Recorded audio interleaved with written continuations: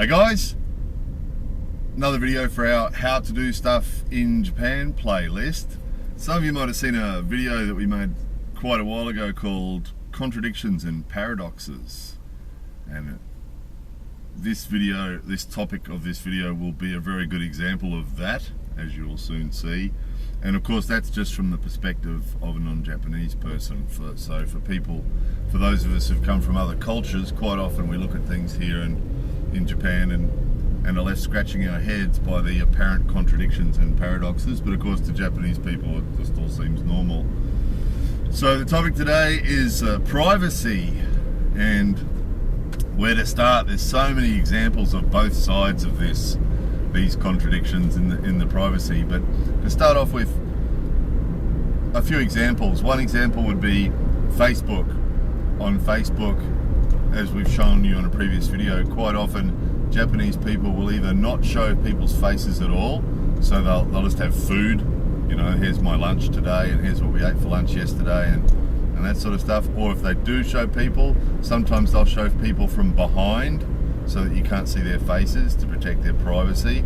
Or sometimes if it's a photograph, they might put hearts or little kitty-chan faces or stars or something else over the face of everybody in the picture. So here are our friends at karaoke doing karaoke, you know, and here's a room full of people and every face has got a star or a Mickey Mouse on it, so you can't see who anybody is. And of course those Facebook pages are usually set up that only friends can see them anyway, but they've friended so many people that in the end everybody feels shy and nobody wants to show anyone's faces. Another example would be on TV here. The television stations, usually when they film on Japanese streets, usually they'll blank out all the license plates of all the cars, and just always do. If they're showing some scene like this one you're looking at here, all the car license plates will be blanked out and people's faces will be blanked out, and the signs, like if they did this, the McDonald's sign, the ENEOS sign, all the company signs that you can see here would all be mosaiced out.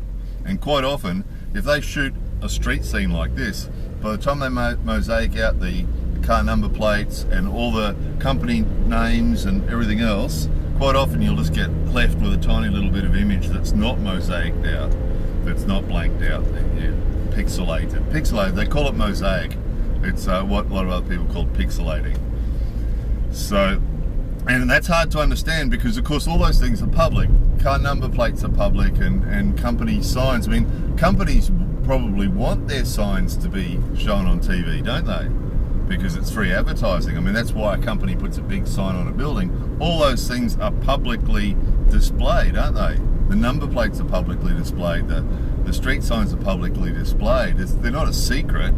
And we've had it before where we showed some bad driving in Japan, some dangerous driving with kids standing on seats and things like that. And the Japanese people that watched the video didn't get upset about the parents that were risking their kids' lives. What they got upset about was that we showed the number plates of those cars.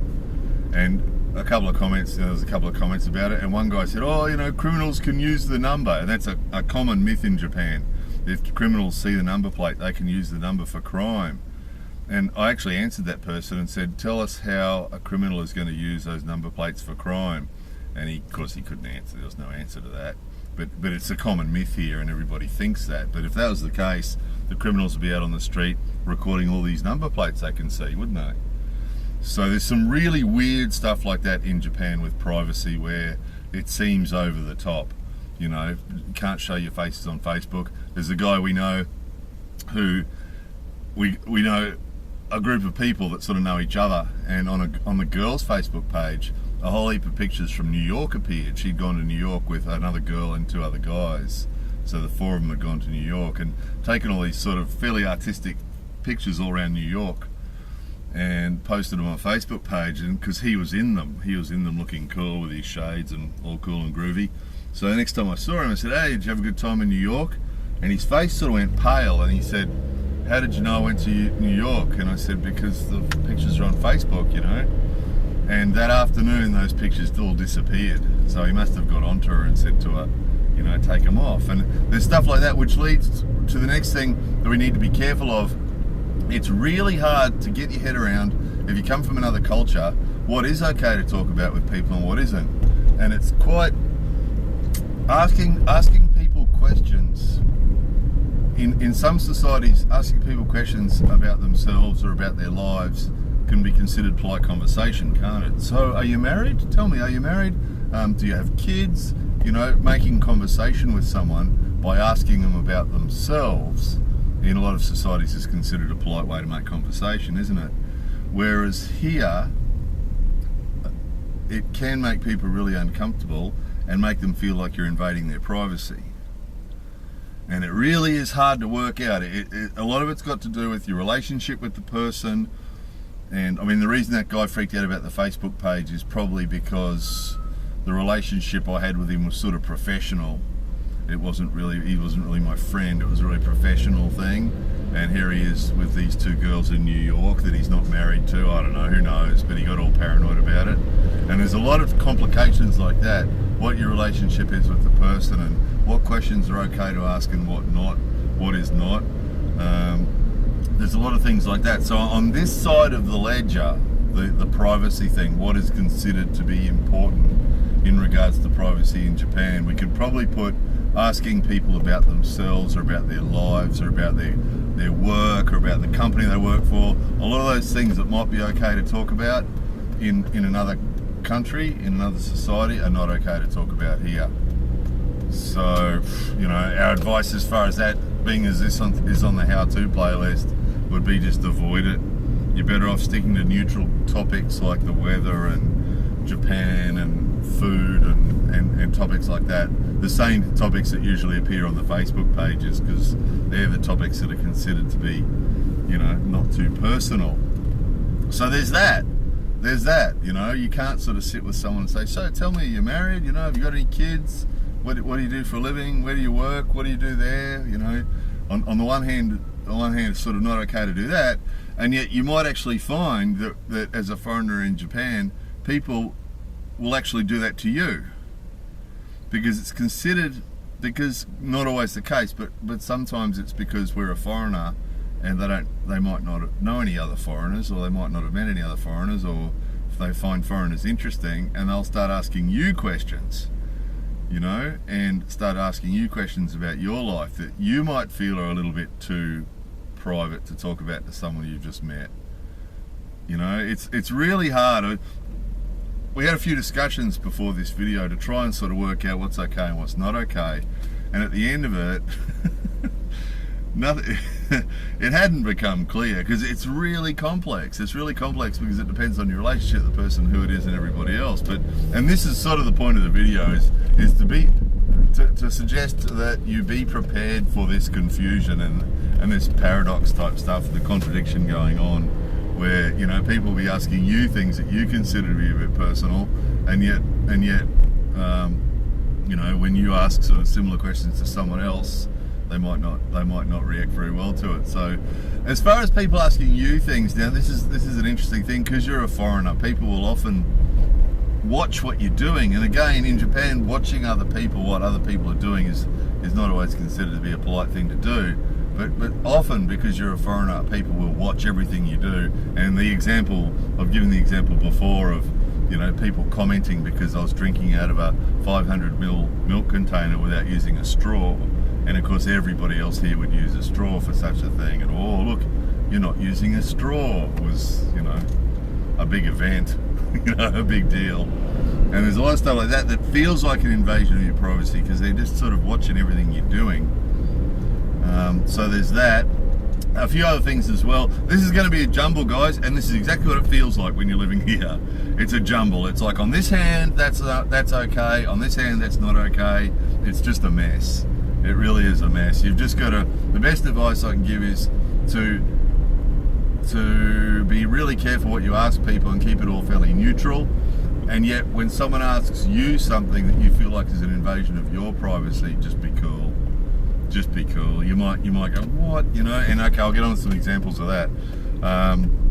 Quite often, you've got a neighbourhood association. Usually in Japan, wherever you live, you've got a neighbourhood association, which is just a bunch of volunteers of local people, and they will turn up at your doorstep when you first move into wherever you're going to be living, probably the neighbourhood association will turn up on your doorstep with a folder, you know, and stand there and say, hello, I'm from the neighbourhood association, what's your name? And how old are you? And how many people live here? And all these other questions. And I think probably what makes it more difficult is the tone. You know, in some cultures and some places you live, people would ask you the same question, but the tone would be different. You know, it'd be like, so where are you from?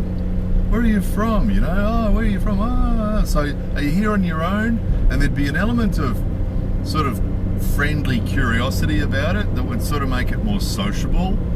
Whereas here, when you get questions like that, usually they're said in a very monotone type, professional type, you know, interrogation style. It can feel like that. It's not really, but it feels like that, you know. And that can feel really invasive, you know. Someone just turns up at your doorstep, and just or on this too. If you leave your door unlocked, now we've talked about this before, usually in Japan people leave their doors unlocked, and people just walk into the genkan. So they'll just open the door and step inside and say, sumimasen, or ojimashimasu, something like that. And they're in your place. And of course, usually apartments and houses here are really small, so if you've just got out of the shower, or, you know, you're in your pajamas lying around watching a video or something, and they just walk into your house and they're just there, right inside the door. So we've actually talked about this before as well. Our advice is always lock your front door. If you don't like the idea of this happening, always lock your front door, and because that's what'll happen. Oh, sumimasen, ojimashimasu, and they'll say, I'm Suzuki. I'm Suzuki from the neighbourhood association, and pleased to meet you. And what's your name? And how old are you? And who's living here? And that's perfectly normal here.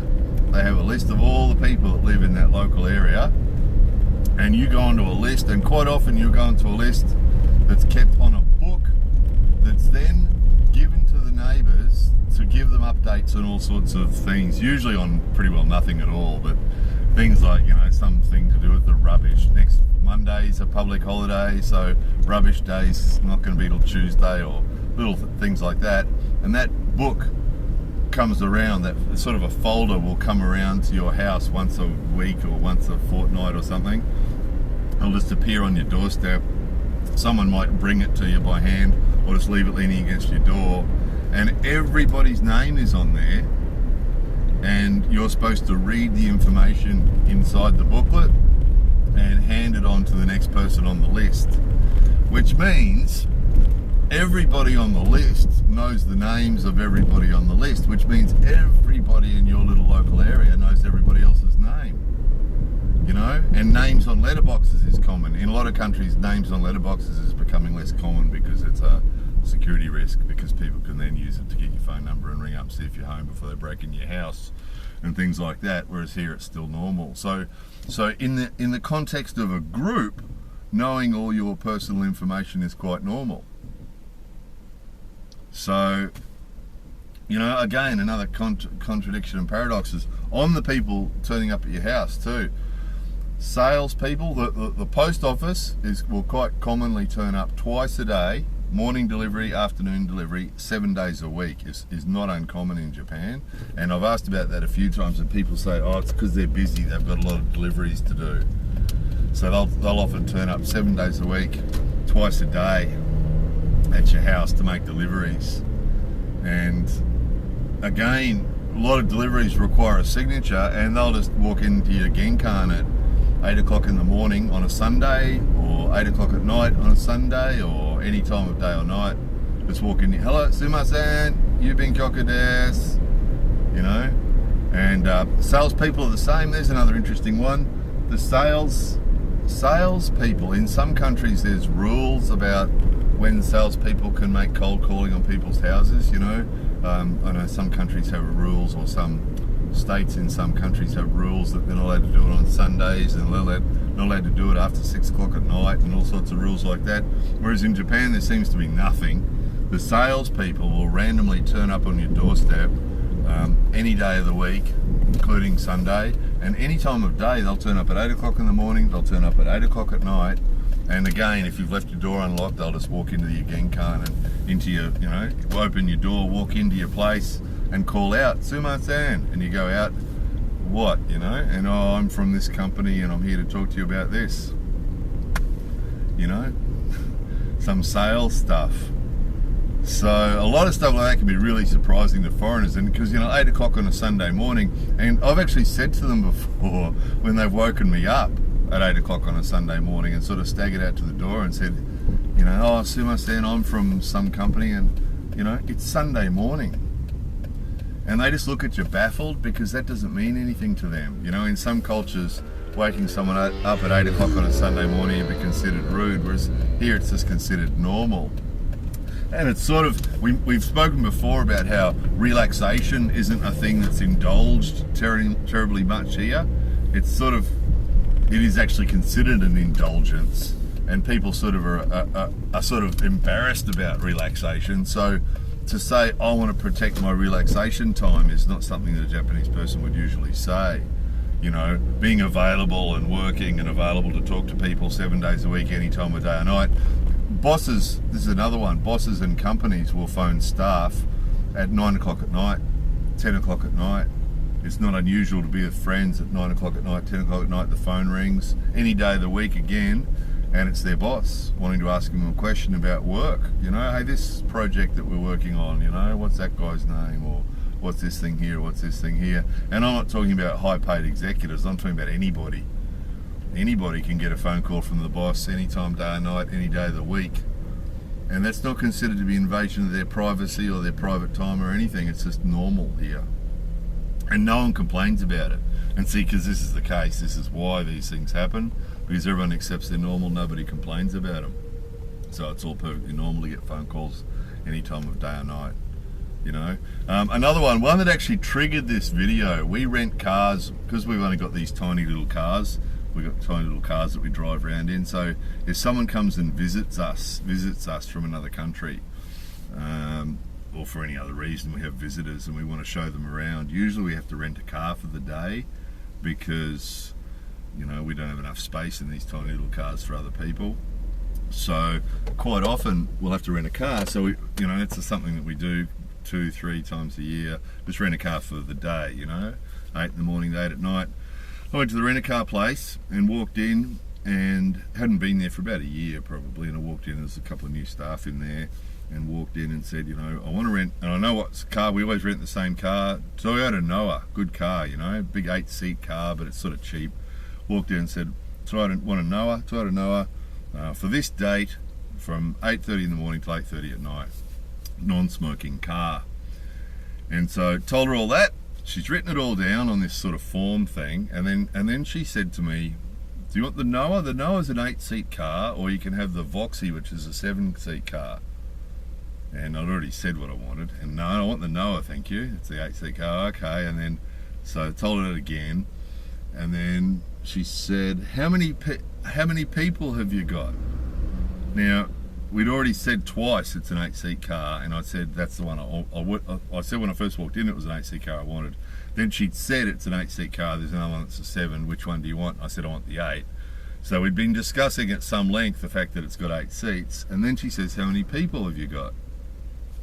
Which, it's not sort of relevant to the conversation, is it? When we already know it's an 8. "Okay, I've got 5, all right, just for the sake of moving on." "Yeah, 5 people, okay." And then she said, then she asked a whole heap of more questions, and it goes on, and a lot of it wasn't getting written down, including how many people didn't get written down, which means it's not relevant, right? It's not relevant. And she's starting to get on my nerves a bit, and then she said to me, it's all in Japanese, of course. Then she said to me, "Where are you going?" And I looked at her and said, "What?" And because they never ask that at the rent-a-car place, you know, if you're only renting it for the day, they don't ask where you're going. "Where are you going?" And I looked at her and said, "What?" And then she said it again in Japanese, "Where are you going?" with the hand signals, just in case my Japanese wasn't good enough or something. And I said, "Yeah, I understand what you said, but is that relevant? Is that important?" "Is that important?" is what I actually said in Japanese. "Is that important, where we're going?" "No," she said. And I said, "Is there somewhere on the form to say where we're going?" "No," she said. And the point of this is, in a lot of other cultures, they tend to ask you the minimum questions and get the minimum information that they need to complete the transaction that you're doing with them, or whatever business is that you're doing with them. Whereas here, asking extra questions like that is just considered to be professional and taking an interest. But from our outsider point of view, the way they say it is really it sounds like an interrogation style question. Now, if you rented a car in another country and they said, "So, where are you off to?" in a friendly sort of inquisitive way, you'd have no problem at all saying, "Well, we're up to the mountains of Gifu," actually, because you could see that the question's only being asked in a polite, friendly way, and you'd answer it in the same way. But the way they ask it is this very professional, robotic, sort of interrogation type way, which feels like an invasion of privacy. You know, a lot of people, I'm sure, would feel, why is it your business how many people? Why is it your business where we're going? You know, walked in the post office the other day and got the EMS paper that we fill out to send articles around the world to people. And because with our giveaways, we send stuff all around the world. Walked into the post office and said, "Oh, just after some of these forms," and they're all piled up on the counter on these racks. And I said, "Do you mind if I take 10 of these?" And because we do the paperwork at home to make sure it's all correct. And the girl said, "Yeah, sure, of course, you know, thank you very much." And I turned to walk out and she said, "Where are you sending the things to?" And I turned back to her and said, "I'm sorry?" She said, "Where are you sending the things to?" And I said, "Well, all over the world, because, you know, we send stuff away every month, right? It can go anywhere, luck of the draw, right? And all around the world. And because EMS is their main express courier all around the world, there's no real reason to ask that question. And I'm just taking the documents.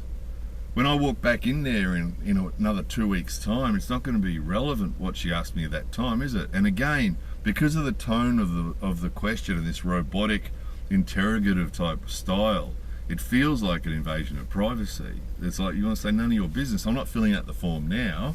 And I just said to her, "All around the world," and she went, "Oh," and I just walked out. So again, another one of these how-to videos that's really about just a heads up.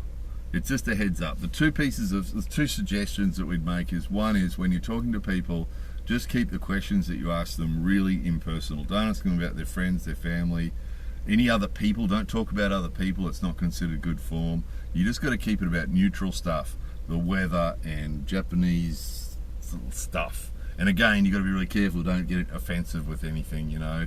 Just talk about what great weather it is. All positive, neutral stuff about the weather and the food and all positive stuff, and keep it all positive and light and impersonal. And on the other hand, when people ask you these questions that feel like an invasion of your privacy, you just have to accept that it's just what they do. And they're not trying to invade your privacy, they're just trying to be professional and show an interest. Because the post office girl and the post office lady and the rent-a-car lady were both just trying to be professional and thorough. And that's the way they see it, that by asking you lots of irrelevant questions, it's just being thorough and showing a professional interest in you achieving your goals, right? That's the way they see it. And of course, it doesn't matter how good your Japanese gets, stuff like that is just adding to the effort that it takes you, because it's always hard when you're talking about difficult topics with people. It always takes a bit of effort to pay attention to what they're talking about. And when you're paying attention to what they're talking about and you get down to it and find out that they're asking you an irrelevant question, it can be really frustrating. It's like, well, it's none of your business, and why are you wasting my time with that question, you know? But it's not a good reaction. The best reaction is, oh, answer the question and just move on. It doesn't mean anything. 2 minutes later, she'll forget what the answer was anyway, because she wasn't really listening. She was just being professional, you know. Anyway, there it was. Hope that helps somebody. More videos coming soon.